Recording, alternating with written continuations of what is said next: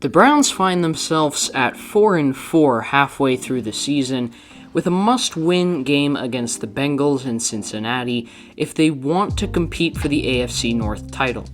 The Bengals are off to a great start, led by the lethal QB receiver duo of Joe Burrow and Jamar Chase, as well as a much improved defense. Despite losing to the Jets last week, the Bengals are no joke, and the Browns' defense and offense will have tough matchups on the other side of the field on Sunday, so let's break it all down. The Bengals' offense under Zach Taylor is predicated on high-percentage rhythm throws that attack the short to intermediate areas of the field. This offense likes to use a ton of empty formations and 0, 1, and 3 step drops to get the ball out quickly into the hands of playmakers for yardage.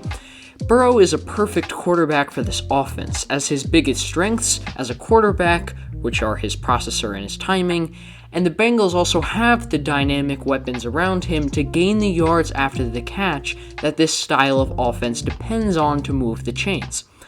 Jamar Chase is a focal point of this offense, and he's had an incredible rookie season for Cincinnati with almost 800 yards and 7 touchdowns not even halfway through the season. Not to mention, he's also averaging a ridiculous 20.7 yards per catch, which is the highest rate in the league among receivers with at least 10 catches. The Bengals have found creative ways to give Chase one-on-one matchups, specifically using 4x1 alignments that have been ripping apart single high coverages. Against dominant elite receivers like Jamar Chase, defenses like to play 2 high coverages with bracketed safeties to help out the corners that have to guard these guys. However, when you're facing a 4x1 formation, you don't have that luxury. Defenses can't play too high against 4x1 because the offense dictates that you need more defenders on the strong side of the formation. If there are 4 receivers on one side and only 1 on the other, the strength of the coverage has to be on the 4 receiver side. It's just common sense. This way, on the offensive perspective, when the Bengals use this formation, Chase is one-on-one with a corner with no help on the outside. On this play, the Bengals are running a levels concept with Chase as the alert read out of the 4x1 formation. An alert read is when the route is designed to be a clear-out route, and in this case, it's for the 2 crossing routes, but if Burrow likes the matchup, he can throw it to Chase, which is exactly what he does. Chase does a great job creating initial separation from the cornerback and adjusting to the back shoulder throw with incredible body control to come down with the difficult catch. This is absolutely a formation and an alignment that the Browns will see plenty of on Sunday, and Denzel Ward and Greg Newsome will need to make some plays against Jamar Chase one-on-one with no safety help. Like I said, the Bengals have ripped apart single high coverages. Burrow has a passer rating of 127 against single high in empty formations, but he does not have anywhere near the same success when teams use 2 high coverages. One major limitation of the Bengals offense is while their receiving core has deep threats like Jamar Chase and plenty of threats after the catch like Tyler Boyd and T. Higgins, those big body receivers that really are tough to bring down, those guys are not consistent separators that constantly get open in the short to intermediate range. When defenses play 2 deep safeties against the Bengals to take away Jamar Chase's deep threat ability that we just covered, the struggles are obvious. Burrow has the 3rd lowest passer rating at a measly 55.3, which is just a dreadful number, and a stark difference from his passer rating against single high coverages. Comparing Burrow's pressure and sack rates against single and 2 deep safety coverages, you can see the effect of the lack of separation.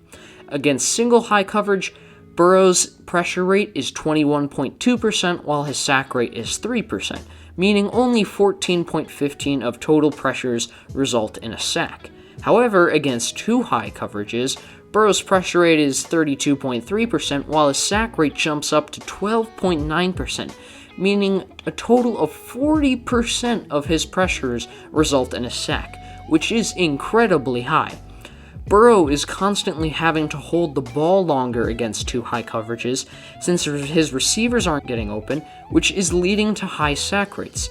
Burrow doesn't have the luxury to just take a shot to Jamar Chase one-on-one because oftentimes in two high coverages, nearly all the time, unless there's a coverage bust, there's a safety right there ready to intercept the pass. On this play, the Bengals are running a double dig concept while the Jets are playing two-man, which is also known as cover two-man. The receivers running the dig routes have one guy they have to beat to get open. The Jets take away Jamar Chase's vertical threat, leaving Burrow looking for his receivers running the dig routes as they're really the only salvageable option on these play. They aren't open though. Cover two-man is a death sentence for the Bengals offense, with Burrow having the fourth worst passer rating against cover two-man at an abysmal 48.3. Jamar Chase will pose a problem for the Browns defense as well as the overall physical size of the Bengals' big receiving core. But the Browns defense runs two high coverages at a top 5 rate in the NFL, which plays perfectly into the weaknesses of the Bengals' passing attack against two high shells. The Browns need to make sure they are patient and keep everything in front of them to stop explosive plays from happening, which has been a notable issue for this defense. My entire offensive preview was ruined by the Browns releasing OBJ, who I believed would be a point of emphasis, specifically in this game against the Bengals. But it might not be the worst thing in the world that they did release OBJ, and that's what I want to talk about, and why the Browns' offense will be better and more efficient without him, and why what was supposed to be a lethal quarterback-receiver duo in 2019 turned out to be one of the worst. In nearly every metric you can think of, Mayfield is simply better without Odell on the field. He's more confident, accurate, and more true to his play style. He's more aggressive, he's less turnover prone, and he is also just simply a better quarterback. But why? Why does he suddenly just get worse magically with the addition of a talented receiver? It makes no sense on paper and at first glance.